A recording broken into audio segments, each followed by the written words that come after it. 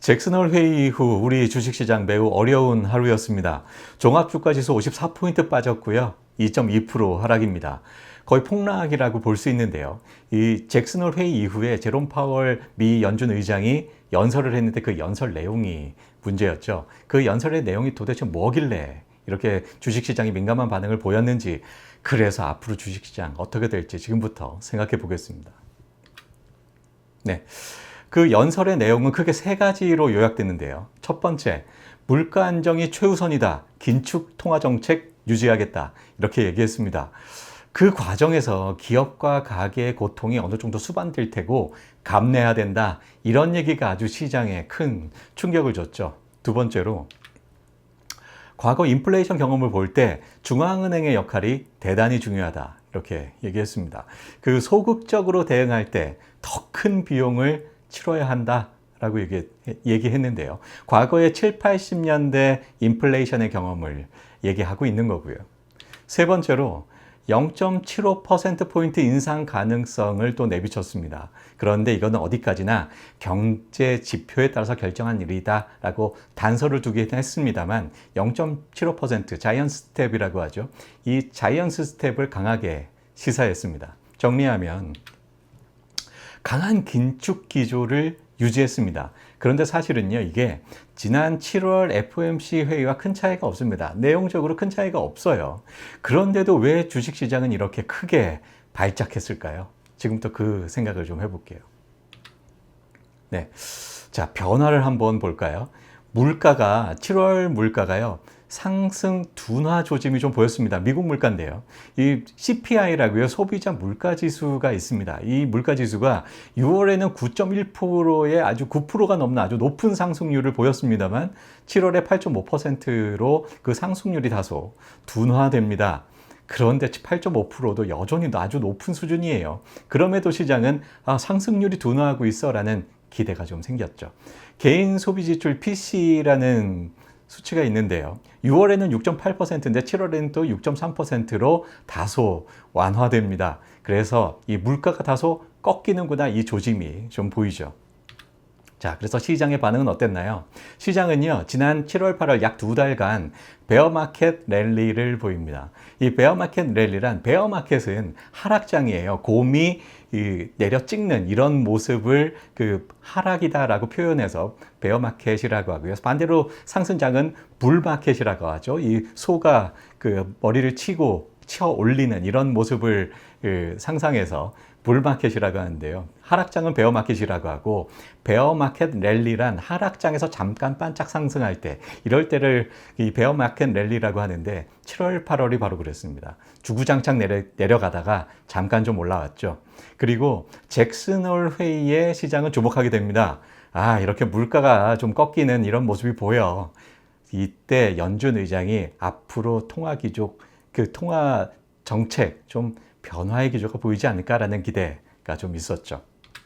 그런데 연준은 단 한 번의 지표 완화 의미 없다라고 단호하게 얘기합니다. 이 목표한 물가 상승률이 상당 기간 지속돼야, 목표한 물가 상승률 2%대입니다. 이 2%대의 물가 상승률이 상당 기간 지속돼야, 그래야 우리는 통화 정책의 변화를 좀 생각해 볼 수 있어 라고 단 한 번의 지표 완화 의미 없어 단호하게 얘기를 했죠. 자, 변한 건 뭔가요? 변한 거는요, 다른 거 아무것도 없고요. 시장의 기대가 변했습니다. 기대가 생겼다는 거죠. 헛된 기대였음이 확인됐던 잭슨홀 연설이었고, 통화 정책은 그대로입니다. 무엇이 변화했냐? 시장의 기대가 바뀌었다라는 얘기고, 아무것도 바뀐 거는 없었다. 이렇게 정리할 수 있겠습니다. 자, 오늘의 관전 포인트가 있었습니다. 주식시장은 사실은요, 폭락이 기정사실화됐습니다. 기대와 크게 다른 잭슨홀 연설이었잖아요. 잭슨홀 연설에서 뭔가 좀 그 통화정책의 변화를 시장은 기대했는데, 앞으로 계속해서 갈 거야, 변화 없어 라고 얘기를 했고요. 그리고 이 반응이 보이자마자 바로 주식시장은 반응합니다. 뉴욕시장 폭락했어요. 8월 26일 금요일에 현지 시간입니다. 다우는 약 3%, 나스닥은 약 4% 폭락합니다. 그래서 우리나라 시장도 당연히 월요일에 열리자마자 폭락하겠지라고, 사실 우리나라 주식시장에 대한 기대 별로 없었고 역시 2%대의 폭락을 보여줬습니다. 뉴욕 시장보다는 좀 덜했죠. 사실은 관전 포인트는 외환 시장이었습니다. 이 외환 시장에서 상대적으로 주식 시장보다 좀 선방해 줌으로써, 즉 환율이 급등하지 않고 환율이 어느 정도 유지되는 선에서 선방만 해준다면 외국인 자금이 크게 이탈하는 것을 막고, 그래서 주식 시장에도 좀 더 좋은 영향을 주지 않을까라는 기대가 있었습니다만 기대는 이내 실망으로 바뀌었습니다. 8월 26일 금요일에 종가가 1331원이었어요. 우리 그 영내 그 시장에서. 그런데 8월 29일 월요일 1350원으로 무려 19원이나 폭등합니다. 이렇게 그 외환 시장까지 불안한 모습을 보이면서 앞으로의 외국인의 자금 이탈 걱정하지 않을 수 없게 됐고요. 정리하면 저는요, 앞으로 주식 시장은 별로 기대할 게 없어요. 기대할 것은 오히려 외환 시장입니다. 향후 환율이 증시의 주요 변수다. 왜냐하면 증시는 별로 기대할 게 없기 때문이고요. 환율 상승 시 외국인 자금은 계속될 거고, 따라서 증시 하락도 계속될 수밖에 없다. 이렇게 생각됩니다. 오늘 환율이 크게 올랐기 때문에 그 기대가 한풀 꺾인 것은 맞습니다만, 내일 그리고 모레 이번 주 계속해서 환율을 좀 주시해야 하는 그런 상황이다. 저는 이렇게 봅니다. 자, 그래서 우리는 어떻게 투자를 해야 될까요?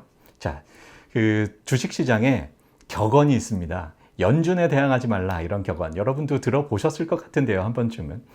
발표를 제발 그대로 받아들이란 얘기입니다. 연준의 말을 꺾어서 생각하지 말고 그대로 받아들이란 얘기예요. 주식시장은요, 자꾸 그 다음을 보게 됩니다. 그래서 한 번, 두 번 자꾸 꺾어서 생각을 하는데, 제발 연준의 말은 그대로 받아들여라. 이게 바로 연준에 대항하지 말라, 그런 얘기입니다. 연준의 입장이 변화하는 것을 확인한 다음에 투자 액션을 취해도 별로 늦지 않습니다. 연준의 입장을 꼭 확인해라. 그리고 나서 투자에 변화를 줘라. 이런 말씀입니다. 자, 지난 1월에 연준이 변화를 줬습니다. 이제 우리 긴축으로 전환할 거야 라고 말이죠. 지난 1월에는 실제로 금리를 올리지 않았습니다만 이후 3월부터 아주 급격하게 금리를 올리기 시작했죠.